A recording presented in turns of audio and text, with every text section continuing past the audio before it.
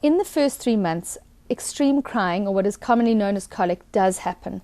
If it happens in your life, it can be very, very tough because your baby is crying for usually more than 3 hours at a stretch. If this is happening to you, you would be worried about whether or not your baby is in fact healthy, and you would also be worrying about what you can do about it. The idea behind colic, and in fact the word actually means digestive discomfort or abdominal discomfort. So many people think that colic has to do with gas bubbles or allergies to mom's milk or something that mom's eaten, or allergies to the formula that your baby is on. And in actual fact, that's not entirely the whole picture. The picture with colic is that it happens usually in the late afternoon.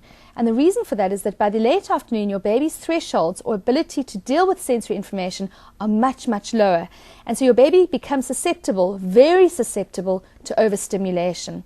So just a little bit of stimulus that your baby could cope with fine at 10 o'clock in the morning, like a gas bubble, or dad coming home smelling of a workplace, would be enough to push your baby into a crying spell. And so your baby starts to cry.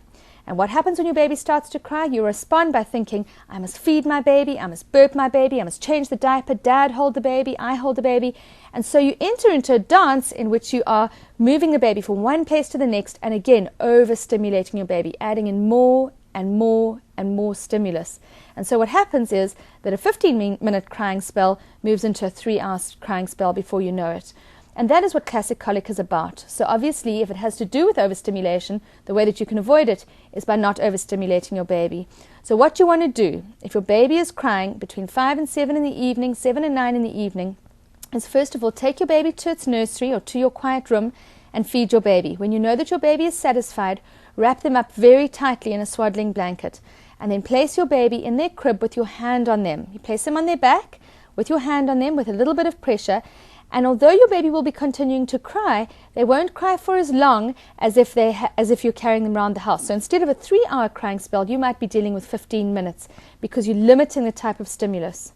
If your baby continues to cry past 15 minutes, put them in a sling or in an upright pouch and walk up and down the passage with them.